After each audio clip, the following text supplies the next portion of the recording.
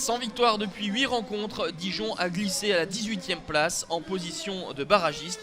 Ce soir, les Bourguignons affrontent une formation toulousaine qu'ils n'ont jamais battue sur les 4 oppositions qui se sont disputées, toutes compétitions confondues. Si le TFC obtient de bons résultats au stadium, c'est un peu plus compliqué à l'extérieur, avec notamment une attaque qui n'a marqué que 4 buts hors de ses bases. Les Toulousains essayent de partir de l'avance. Début de rencontre avec le corner tiré par Bodiger. Et ensuite, Rennais est sauvé par sa barre transversale. Les hommes de Pascal Duprat sont entreprenants en ce début de rencontre et mériteraient de marquer, mais tombent sur un très bon gardien dijonnais, Baptiste Rennais. Les Bourguignons sont à la peine, ont du mal à se dégager. La volée de Martin Braithwaite avec sa coupe New Look. Et Rennais se montre déterminant à 2 reprises. Le brouillard fait son apparition. Mais en même temps de cela, les Dijonnais y voient plus clair et se portent à l'offensive du but d'Alban Lafont. Toulouse montre un meilleur visage, clairement, dans ce premier acte. Mais ne parvient pas à marquer et à effectuer de gestes justes, de gestes tranchants, à l'image une nouvelle fois de cette volée non cadrée de Martin Braithwaite, auteur de 7 buts depuis le début de la saison. Première période qui s'achève sur le score de 0-0. Dijon timoré a laissé Toulouse faire le jeu, se procurer les principales opportunités sans parvenir à les concrétiser.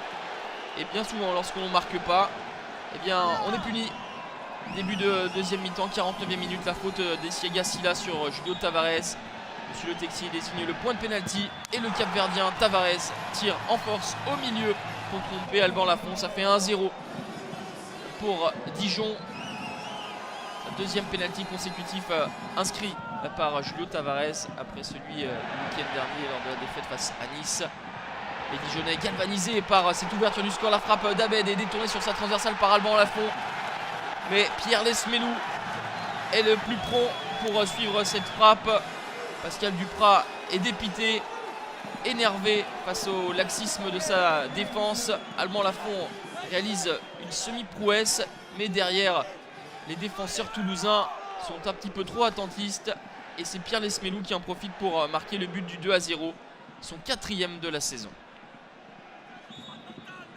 Les Toulousains ont encaissé 2 buts en l'espace de 3 minutes. Ils sont dans les cordes. Ils vont essayer de réagir. Les rares opportunités des Pitchouns seront mal négociées. Yann Bodiger tente l'action individuelle et oublie peut-être de servir Hudson Edouard. Au point de pénalty, Baptiste Rennais se montre vigilant de bout en bout. Dernière opportunité avec ce but de Julio Tavares qui sera refusé. La frappe de Diony et peut-être une position de hors-jeu initial de Pierre Lesmelou.